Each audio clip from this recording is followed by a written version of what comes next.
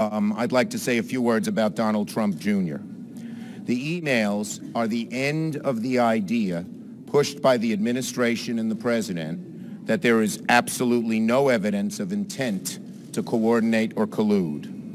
It's now incumbent on the special prosecutor, the Senate Intelligence and Judiciary Committees to continue their investigations.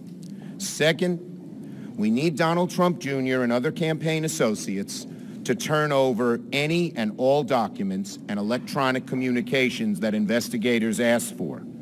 And we need public testimony under oath of Donald Trump Jr., who has changed his story repeatedly.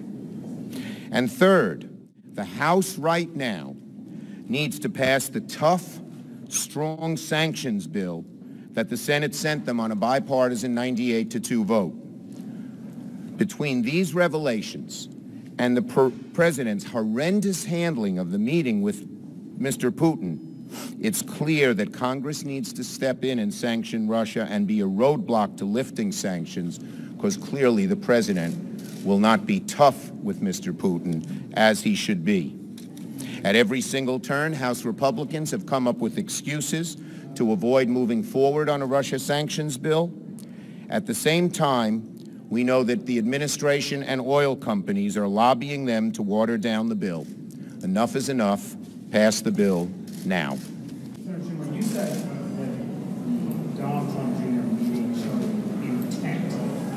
Do you believe that he broke the law? That's not for me to decide, but certainly the claims of the administration for the last 6 months that collusion is not even on the table has been undone by the president's son's own words. Senator, said this could potentially be treason. I am not going to get into the legal ramifications. I am asking for a full and complete investigation, and it's very important that all the documents, these documents came out in emails, all the other emails, and everything else that happened be preserved and made available to the Senate committees.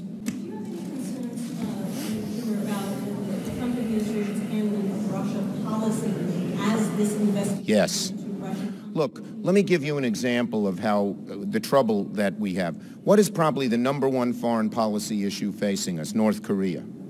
But it hardly came up over there in Hamburg because President Trump has so isolated himself from so many of our allies and is so focused on the wrong things, trying to disprove or belittle that Russian intelligence and Russia tried to influence our election, that our major foreign policy issues are going by the wayside. And foreign policy experts I speak to, Democrat and Republican, are aghast at how foreign policy is being mishandled.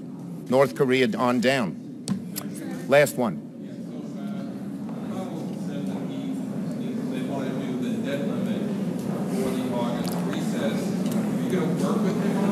Well, listen, the debt limits, you know, it's the burden of proof is on them to come up with a proposal. Just speaking for myself and I think other Democrats, it's going to be very hard to raise the debt limit if their intent is to increase the debt by massive tax cuts on the very wealthy. Thank you, everybody.